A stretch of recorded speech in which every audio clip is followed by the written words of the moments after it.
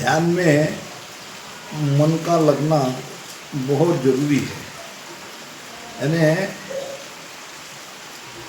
मन को अगर इधर उधर भटकने देते हो या मन में जो विचार आता है वो विचारों में आपका ध्यान जाता है तो ये ध्यान की यात्रा आपकी पूरी नहीं होगी।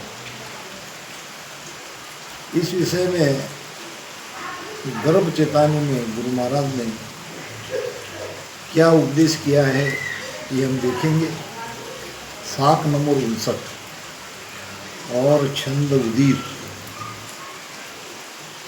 मन को घेर राखे मान, आटू और खस के नाम।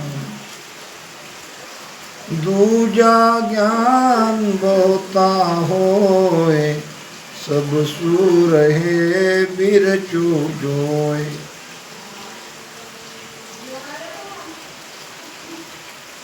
8 पहर 24 घंटे मन को घेर के रखना है। और मन को घेर के 24 घंटे कैसे रखोगे?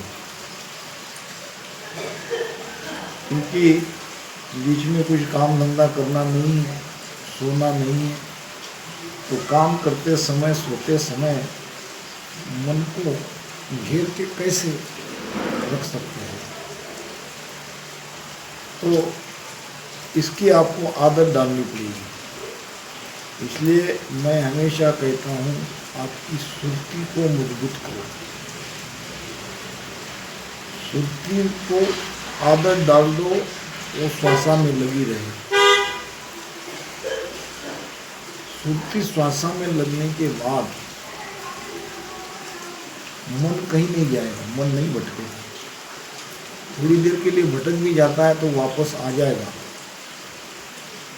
क्योंकि मन स्वतंत्र नहीं है।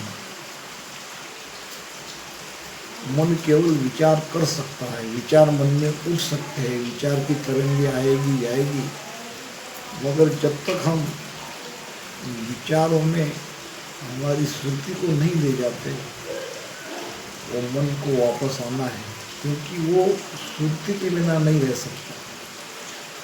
और मन और स्मृति दोनों को रोकने के लिए आधार है श्वास। तो ये आपको आदत पड़ जाए तो आपका ध्यान यानी आपकी सुर्ती श्वासा में लगी रहेगी। चाहे आप काम करो, चाहे आप सो, बैठ के 8 पहर भजन हो नहीं सकता। एक आध दिन कर लोगे या कुछ महीने भी कर लोगे, मगर पूरा जीवन कोई बैठ के सांस में ये भजन नहीं कर सकता। भजन करना है सूरत से, सूरत ही लगा के रखना है और सूरत अखंड लग सकती है, जैसे कि अभी हमारी संसार में लगी है।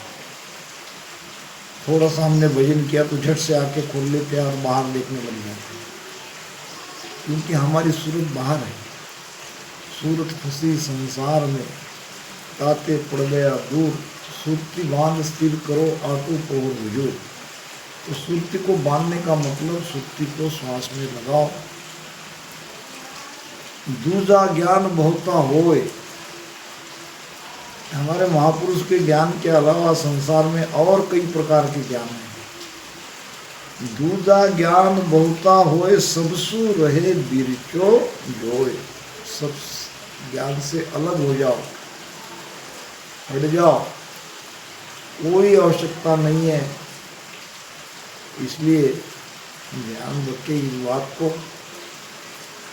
क्योंकि हमको इसी जन्म में उस अमर लोक में जाना है। तो महाराज के वचनों को ध्यान से सुनना है और उनका पालन करना है। राम।